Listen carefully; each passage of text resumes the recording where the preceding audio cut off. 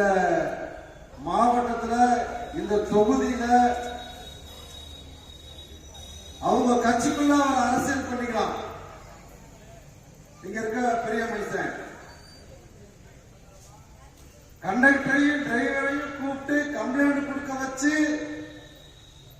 காலையில 4 மணிக்கெல்லாம் காவல்துறை செயல்படுதுன்னா எவ்வளவு தமிழ்நாடு காவல்துறை மிக சிறப்பாக செயல்படுகிறது. செயினை பறிச்சுட்டு போயிட்டான், சந்து கடை ஓடுது, லாட்டரி சீட்டு விற்பனை இருக்குன்னு நம்ம போய் ஒரு சாமானியன் ஒரு புகார் கொடுத்தான்னு சொன்னா அதை வாங்கி சூத்துல போட்டுக்கிற காவல்துறை திமுக காரன் சொன்ன உடனே வழக்குன்னு முடிவாகி போச்சுன்னு வச்சுக்கோங்க. நாங்க எதை செஞ்சாலும் வழக்கு தான். அதை அந்த பெரிய மனுஷன் செஞ்சுக்கணும், நீங்களும் புரிஞ்சுக்கணும். காவல்துறையும் எதை செஞ்சாலும் வழக்கு தான், அடிச்சாலும் வழக்கு தான், வேற எதை பண்ணாலும் வழக்கு தான்.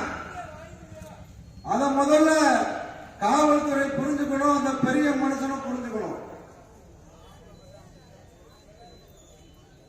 ஒரு நிகழ்ச்சி நடக்குது, அதுக்கு பேரரசர் பெருமிடுகு முத்திரையருடைய 1350வது பிறந்த நாள்.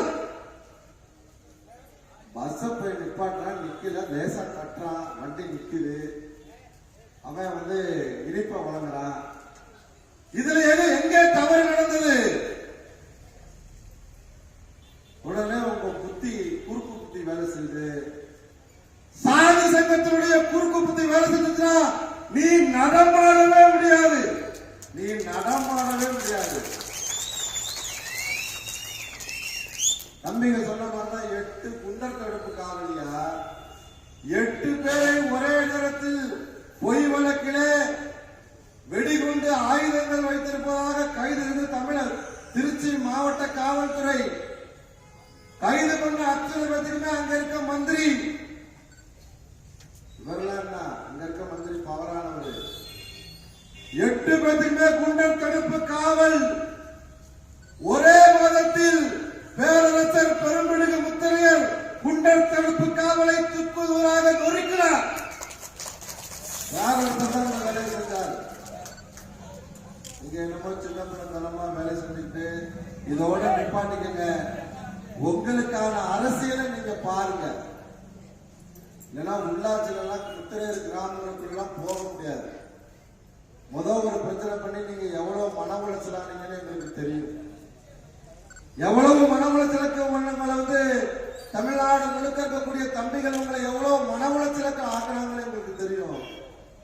திரும்ப இந்த பொட்டத்தனமான வேலையை செய்யக்கூடாதுங்கிற நேரத்தில் தெரிவிச்சுக்கிறேன். இந்த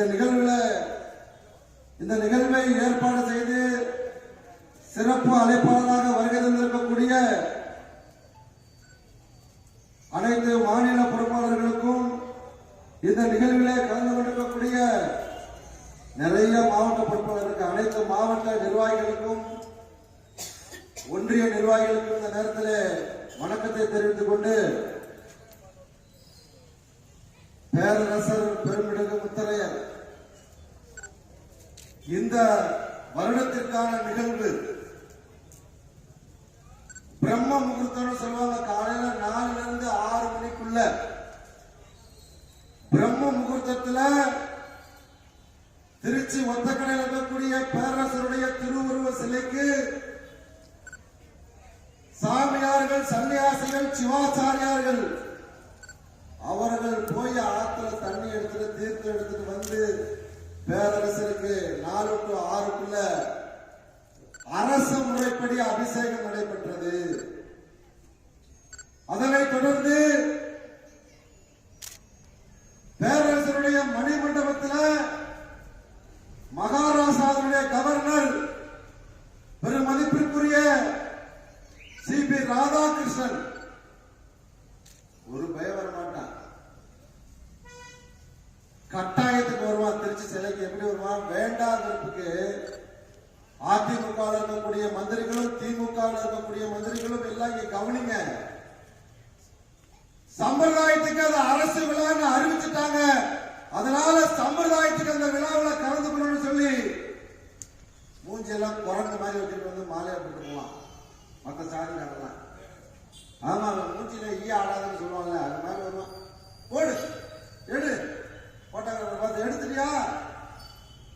இன்னைக்கு அந்த நிலைமையை மாத்தி மகாராஷ்டிரா கவர்னர், அமமுகவினுடைய பொதுச் செயலாளர், மத்திய இணையமைச்சர் எல் முருகன், பாரதிய ஜனதா கட்சியினுடைய தலைவர் நயினார் நாகேந்திரன், நாடார் சங்கத்தினுடைய தலைவர் பெருமதிப்பிற்குரிய அண்ணாச்சி கரிக்கோள் ராஜ் நாடார், தேவேந்திரகுல மக்கள் இயக்கத்தினுடைய தலைவர் அருமை சகோதரர் தூத்துக்குடியிலிருந்து எஸ்.ஆர். பாண்டியன், வன வேகைகள் கட்சியினுடைய தலைவர் அருமை சகோதரர் இரணியன், இப்படி இதற்கு முன்னால் பொன் ராதாகிருஷ்ணன் மத்திய அமைச்சராக இருக்க போது அவர் வந்து கலந்துகிறார்.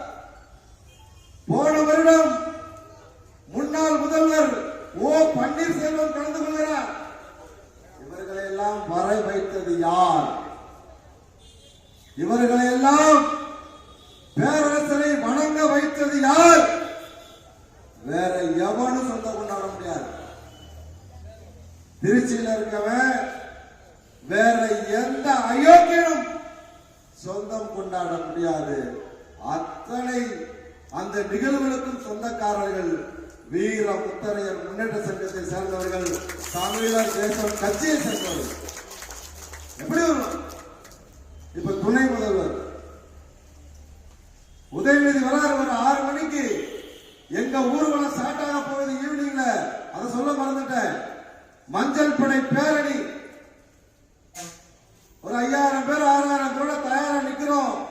துணை முதல்வர் பேரரசருடைய திருவுருவ சிலைக்கு வர இருக்கிறார்.